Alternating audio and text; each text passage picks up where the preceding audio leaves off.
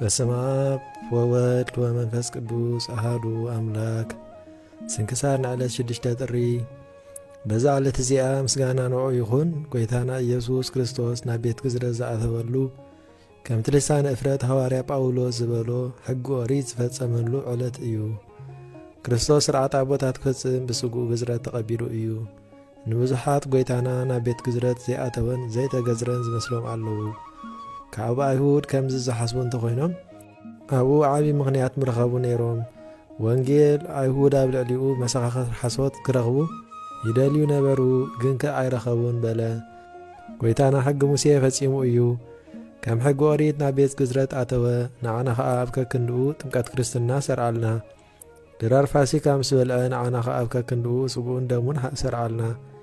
ንሰንበት ኣይሁድ ሰዓራ፣ ንዓና ኸዓ ኣብ ከክንድኣ ሰንበተ ክርስቲያን ዕለት እሁድ ሰርዓልና። ንሳ ቅድስቲ መዓልቲ ትንሣኤኡ እያ። ንጎይታና ክዝውለድ 8 መዓልቲ ምስ ኮኖ ንሱ ኸዓ 6 ጥሪ እዩ። እግዝእትነ ማርያም ንጻድቕ ዮሴፍ ኪድሞ ፈላጥ ገዛሪ ኣምፅኣለይ ከምቲ ሕጊ ሙሴ ንወደ ክገዝሮ ኢየሱስ ኢልና ድማ ክንሰምዮ በለቶ። ዮሴፍ ከዓ ከይዱ ገዛሪ ኣምፀአ። እቲ ገዛሪ ምስ መፀ ነቲ ህፃን ኣብ ሕቖ ኣዲኡ ንጽህቲ ድንግል ማርያም ረኸቦ። ንሱ ኸዓ ነዚ ህፃን ጽቡቕ ጌርኩም ሓዙለይ ክገዝሮ፣ ካብ ዓቐን ንላዕሊ ኸዓ ኸይቈስል በሎም። ህፃን ኢየሱስ ከዓ መለስ እሞ ጥበብካ ሓይልኻን ስራሕካን ክርኢ ደሊ እየ። ካባይ ደም ከይፈሰሰ ክትገዝረኒ ኢኻ፣ ብዘይካቲ ኣብ ዓለም ዝውሕዝ ደመይ ኣይፈስስን እዩ። ኣብ ቀራንዮ ዕለት ዓርቢ ክወግኡኒ ክሽንክሩኒ እንከለዉ ሽዑ ደምን ማይን ካብ ገበወይ ክፈስስ እዩ። ንኣዳምን ንደቁን ነቶም ብኣይ ዝኣምኑ ከዓ መድሓኒት ክኸውን እዩ በሎ። እቲ ገዛሪ ፈላጥ ዘረባ ናይቲ ህፃን ምስ ሰምዐ ተንሲኡ ኣብ እግሪ እቲ ህፃን ሰገደ።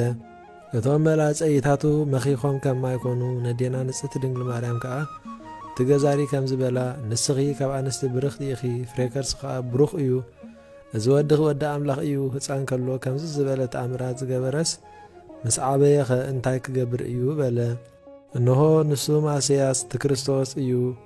ብዛዕባኡ ነቢያት ከምዚ እናበሉ ዝተነበዩሉ እንሆ ድንግል ክትጠንስ እያ፣ ወዲ ኸዓ ክትወልድ እያ፣ ስሙ ኸዓ ኣማኑኤል ኢላ ክትሰምዮ እያ፣ ትርጉሙ ድማ እግዚኣብሔር ምሳና ማለት እዩ ዝበልዎ እዩ በላ። ህፃን ከዓ መለሰ እወ ኣነ እየ። ንሆ ንስኻ ክትገዝረኒ ዲኻ ወይ ክትገድፎ? ኣነ ኸዓ ከምቲ ኣቦታተይን ኣባሓጎታተይን ዝገበርዎ ክትገብር እየ በለ።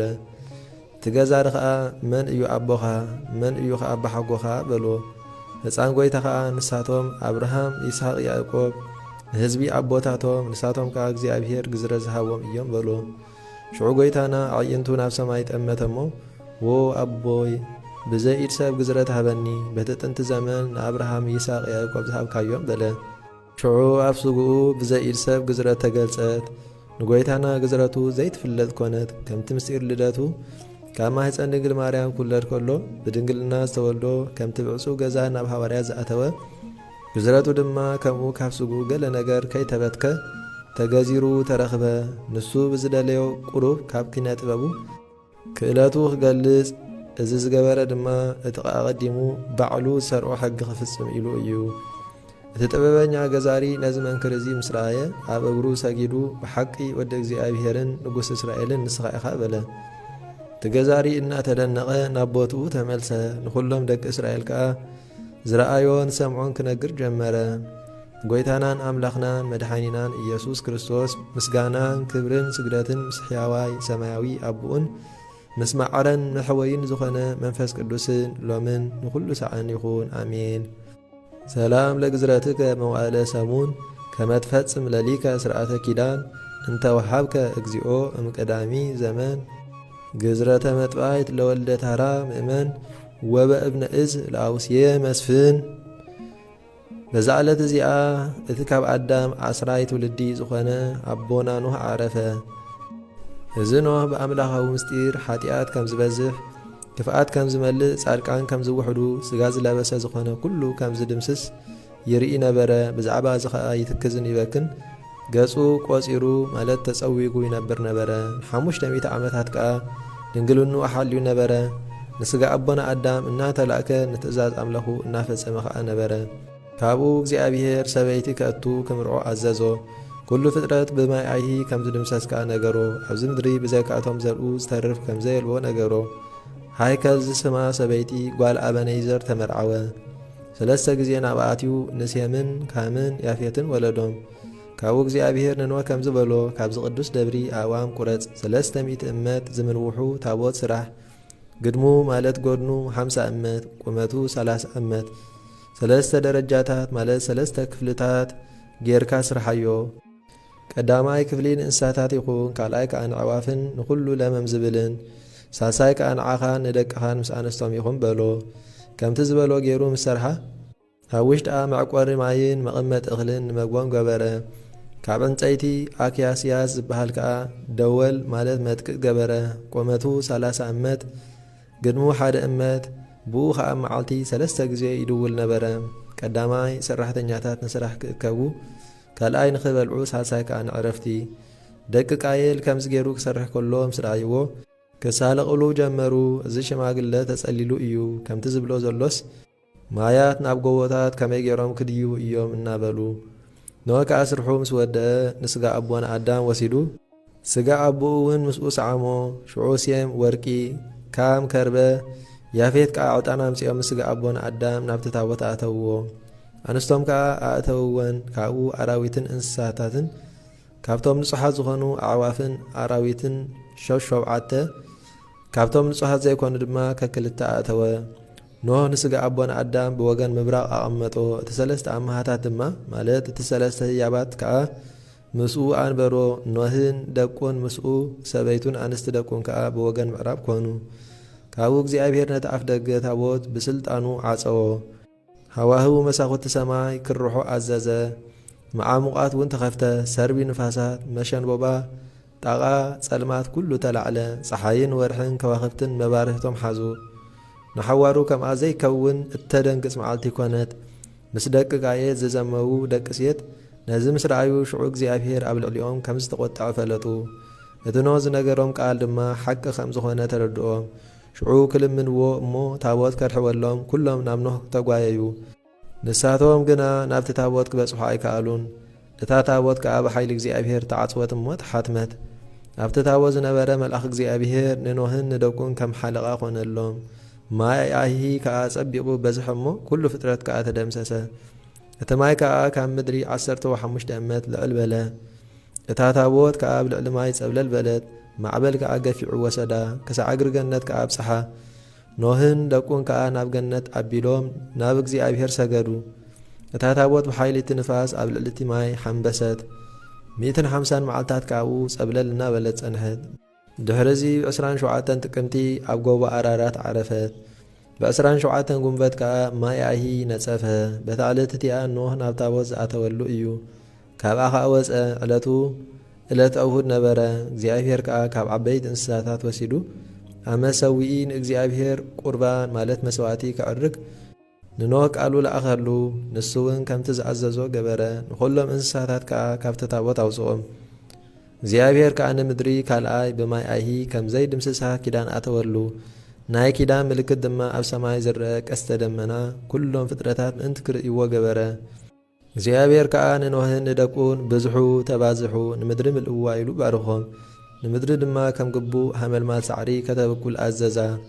ኣራዊትን እንስሳታትን ዓዋፍን ለመም ዝብልን ኩሉ ክበዝሑ ክባዝሑ ባረኾም። ኖህ ካብ ታቦት ድሕሪ ምውፅኡ ከዓ ወይኒ ተኸለ እሞ ምስ ፈረየ ካብኡ ሰትዩ ሰኸረ። ጥርሑ ከዓ ኮነ።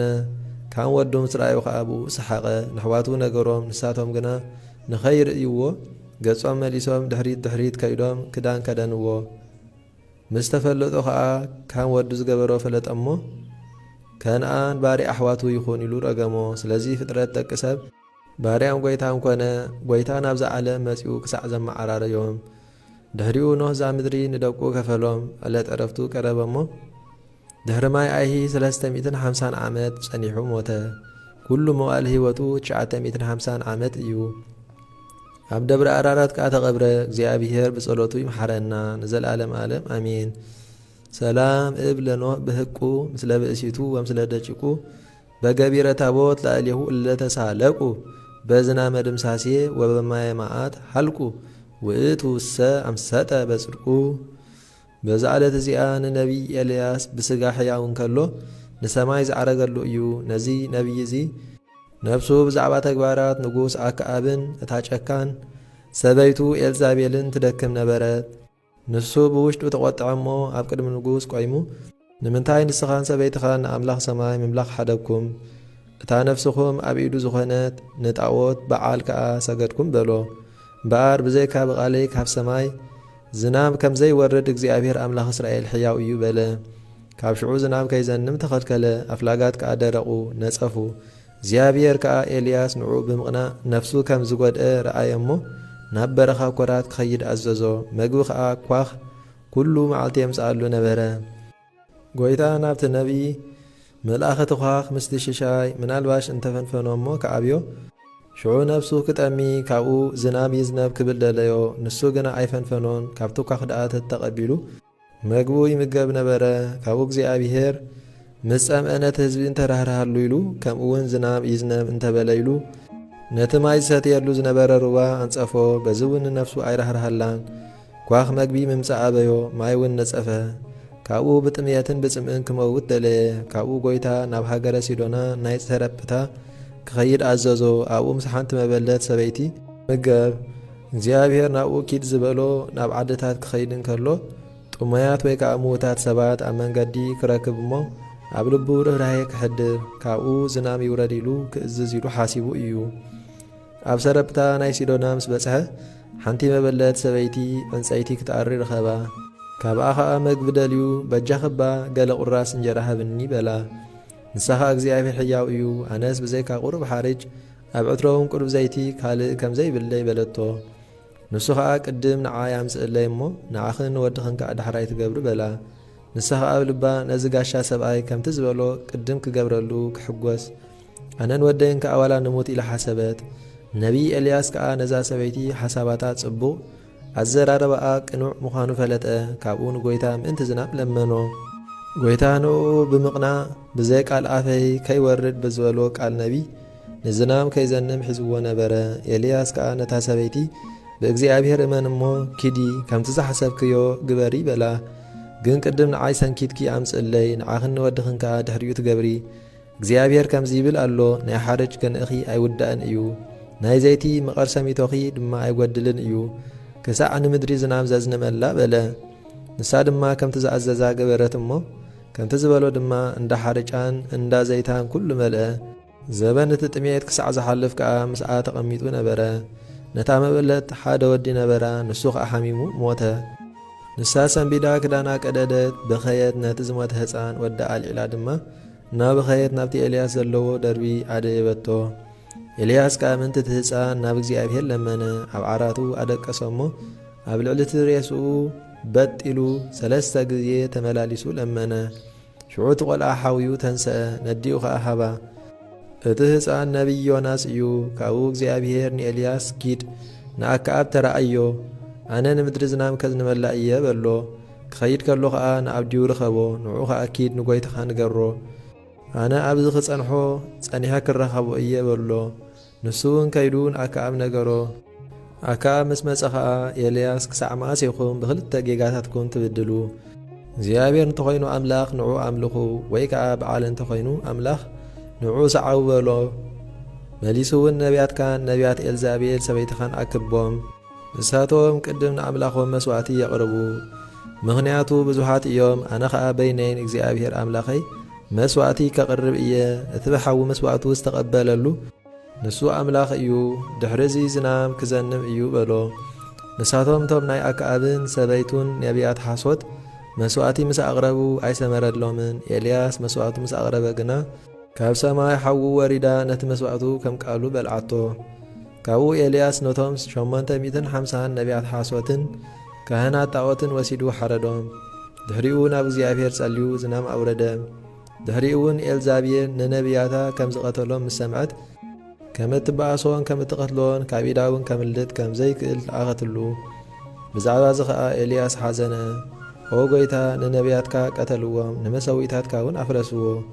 ኣነ በይነይ እየ ተሪፈ ዘለኹ፣ ንነፍሰይ እውን ክቐትልዋ ይደልዩ ኣለዉ በለ። እግዚኣብሔር ከዓ ይትፍራህ በሎ። ኣነ ንዓይ ዘገልግሉ 7,000 ሰብኡት ንጣዖት ዘይሰገዱ ኣትሪፈ ኣለኹ፣ ንዓኻ እውን ነፍስኻ ክቐትላ ዝኽእድ የልቦን በሎ። ኣካኣ ምስ ሞተ ወዱ ኣካዝያስ ነገሰ። ንሱ እውን ኣብ ቅድሚ እግዚኣብሔር ክፉእ ገበረ፣ ብርቱዕ ሕማም ከዓ ሓመመ። ናብ በዓል ዘየቡል ኣምላኽ ዓቃሮን ብዛዕባ ሕማሙ ክሓውድ እየ ኣይሓውን ኢሉ ክሓትዎ ልኡኻት ሰደደ። ኤልያስ ከዓ ነቶም ልኡኻት ርከቦም ንጐይታኹም ከም ዝበልዎ ኣብ እስራኤል ዶ ኣምላኽ የልቦን እዩ? ናብ በዓል ዘየቡል ኣምላኽ ዓቃሮን ክሓቱልካ ልኡኻት ሰደድካ? ስለዚ ካብ ዓራትካ ኣይትወርድን ኢኻ ክትመውት ኢኻ በልዎ በሎም። ንንጉስ ምስ ነገርዎ ንሱ ኤልያስ ከም ዝኾነ ፈለጠ። ናብ ኤልያስ ከዓ ንኸምጽእዎ ሓደ ሓለቓ ምስ 50 ወተሃደራቱ ለኣኸ። ኤልያስ ከዓ ኣብ ልዕሊ ኹርባ ነበረ። እቲ ሓለቓ ወተሃደራት ከዓ ናብኡ በጺሑ ኦ ናይ እግዚኣብሔር ሰብ ንዓ ናብ ንጉስ ውረድ በሎ። ኤልያስ ከዓ ኣነ ናይ እግዚኣብሔር ሰብ እንተ ኾይነ ካብ ሰማይ ሓዊ ትውረድ፣ ምዞም ምሳኻ ዘለዉ 50 ድማ ተቃጽልካ በሎ እሞ ሽዑ ሓዊ ካብ ሰማይ ወሪዳ ንኹሎም በልዓቶም። ደጊሙ ድማ ካልእ ሓለቓ ምስ 50 ሰራዊቱ ለኣኸ። ንሱ ከዓ ኦ ነቢይ እግዚኣብሔር ንዓ ናብ ንጉስ ውረድ በሎ። ኤልያስ ከዓ ኣነ ናይ እግዚኣብሔር ነቢይ እንተ ኾይነ ካብ ሰማይ ሓዊ ትውረድ፣ ምስቶም ምሳኻ ዘለዉ ድማ ተቃጽልካ በሎ። ሽዑ ካብ ሰማይ ሓዊ ወሪዳ ንኹሎም በልዓቶም። መሊሱ ድማ ሳልሳይ ሓለቓ ምስ 50 ሰራዊቱ ናብ ኤልያስ ለኣኸ። ንሱ ግና ኣብ ቅድሚ ዝነቢይ ሰጊዱ ኦ ናይ እግዚኣብሔር ሰብ ነፍሰይ ኣብ ቅድሚኻ ትኽበር፣ ናይዞም 50 ኣባረትካ እውን ከምኡ በሎ። ሽዑ ኤልያስ ተንሲኡ ወረደ እሞ ከምቲ እግዚኣብሔር ዝኣዘዞ ምስኦም ከደ። ኣብ ንጉስ በጺሑ ከዓ ብዛዕባ እቲ ክፉእ ተግባራቱ ገሰጾ። እቲ ንጉስ ከዓ ካብ ዓራቱ ከይወረደ ብኽፉእ ሞት ሞተ። ካብኡ ኤልያስ ናብ ፈለገ ዮርዳኖስ ከደ። ኤልሳዕ ረድኡ ከዓ ምስኡ ነበረ። ነቲ ባርኖሱ ጠቕሊሉ ብኡ ገይሩ ንማይ ዮርዳኖስ ሃረሞ እሞ እቲ ማይ ናብዝን ናብትን ተመቕለ። ክልቲኦም ድማ ብንቑፅ ምድሪ ተሳገሩ። እንሆ ኣፍራስ እሳትን ሰረገላ እሳትን ከዓ መጹ። ንኤልያስ ከዓ ተሰኪሞም ናብ ሰማይ ዓረግዎ። ኤልሳዕ ከዓ በኸየ ኦ ኣባ ኣቦይ ሰረገሎኦምን ጽንዓቶምን ንእስራኤል መንፈስካ ኣብ ልዕለይ ዕጽፊ ትኹን በለ።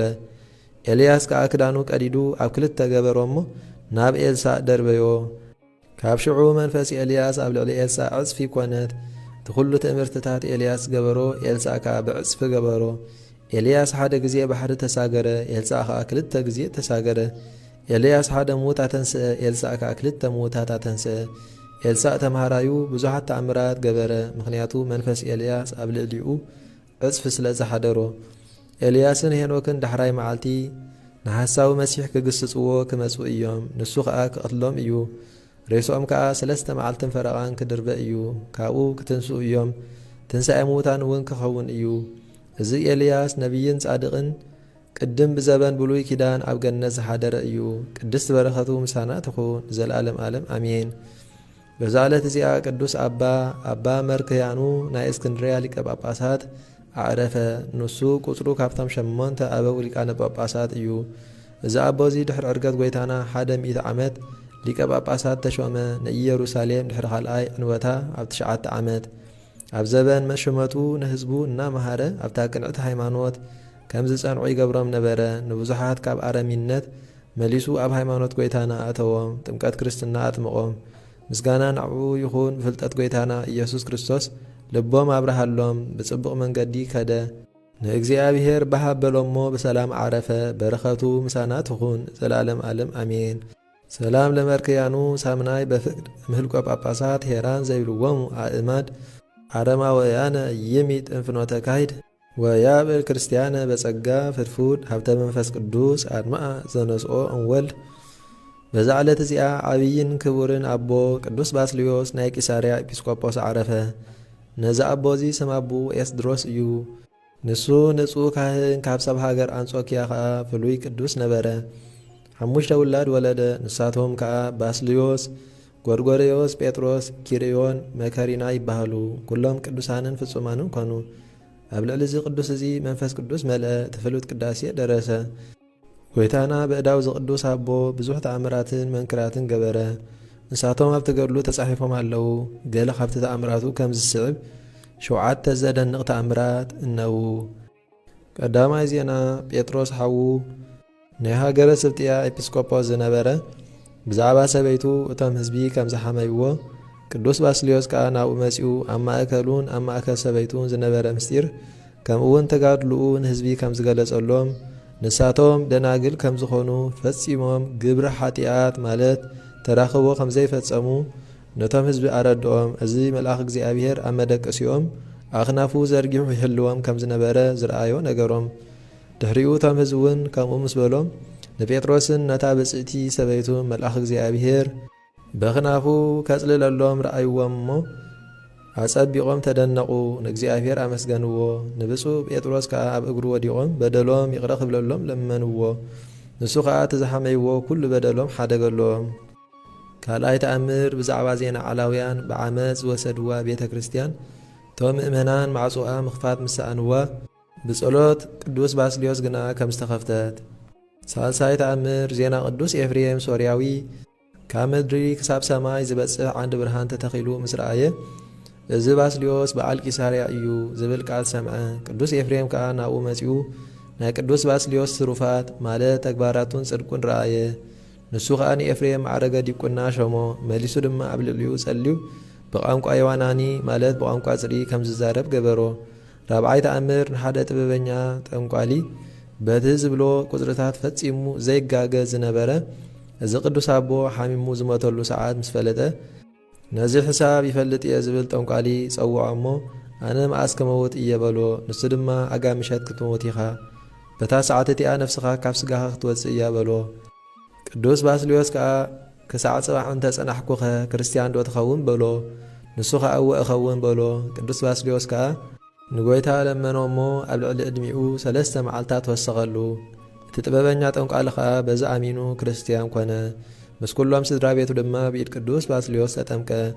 ሓምሻይ ተኣምር ዜና ናይ ሓደ ኣገልጋሊ ሃይማኖቱ ዝኸሓደ ክሕደቱ ኣብ ደብዳቤ ጽሒፉ ንሰይጣን ዝሃቦ እዩ። ንሱ ንቅዱስ ባስልዮስ እቲ ዝገበሮ ምስ ነገሮ ቅዱስ ባስልዮስ ከዓ ኣብ ሓደ ቦታ ኣሰሮ። ብዛዕባኡ ከዓ ንእግዚኣብሔር ይልምን ነበረ። ሰይጣን ነታ እቲ ኣገልጋሊ ዝጽሓፋ ደብዳቤ ክሳዕ ዝመልስሃ። ሻድሻይ ተኣምር ናይ ሓደ ድንግል ካህን ምስ ሰበይቱ ንሱ ሕማም ቁስሊ ነበሮ። እዚ ቅዱስ ኣቦ ከዓ ዘለዎም ጸገም ፈለጠ። ምእንትኡ ንጐይታ ለመኖ እሞ ሓወየ። ሻብዓይ ተኣምር ዜና ሓንቲ ኽብርቲ ሰበይቲ ኩሉ ሓጢኣታ ኣብ ወረቐት ዝጸሓፈት ሓቲማ ንቅዱስ ባስልዮስ ሃበቶ እሞ ንሱ ከዓ ቅዱስ ባስልዮስ ብዛዕባኣ ጸልዩ ብዘይካ ሓንቲ ሓጢኣት ኩሉ ከም ዝደምሰሰላ ብዛዕባእታ ዘይተደምሰሰት ከዓ ናብ ቅዱስ ኤፍሬም ከይዳ ከም ዝጽልየላ ኣዘዛ። ኣብ ቅዱስ ኤፍሬም ምስ በጽሐት ከዓ ንሱ እውን ቀልጥፊ ናብ ቅዱስ ባስልዮስ ተመልሲ ከይሞተ ከሎ ኣርክብዮ ንሱ ክድምሰልክ እዩ ንሱ ሊቀ ካህናት እዩ ኢሉ ነገራ እሞ ምስ ተመልሰት ከዓ ንቅዱስ ባስልዮስ ሞይቱ ብዓራት ተሰኪሞሞ ንኽቐብርዎ ክወስድዎ ከለዉ ረኸበቶ። ንሱ ከዓ መሪር ብኽያት በኸየ። ነታ ወረቐት ኣብ ልዕሊቲ ኣስከሬኑ ኣንበረታ።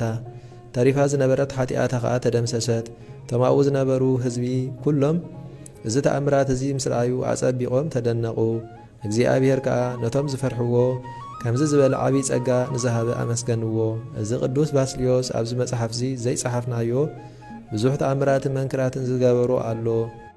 ብዙሕ ድርሳናትን ተግሳጻትን ደረሰ። ብዙሓት መጻሕፍቲ ተርጎመ። ስርዓት ቅዳሴ ኩሉ ድማ ኣከበ። ቀኖና እውን ሰርዐ። ንሳቶም እቶም ንሱ ዝኣኻኸቦም ጽሑፋት ኣብ ኢድ ኩሎም ኣመንቲ ይርከቡ ኣለዉ። ቅድስቲ በረኸቱ ምሳና ትኹን ንዘላለም ዓለም ኣሜን።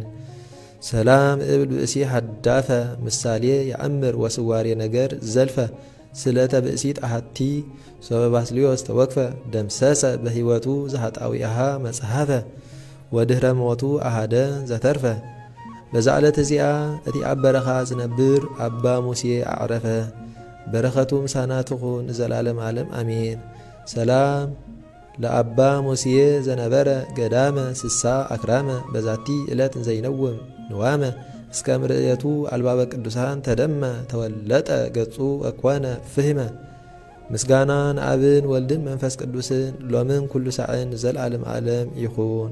ስንክሳር ንዕለት 6 ጥሪ ተፈጸመ።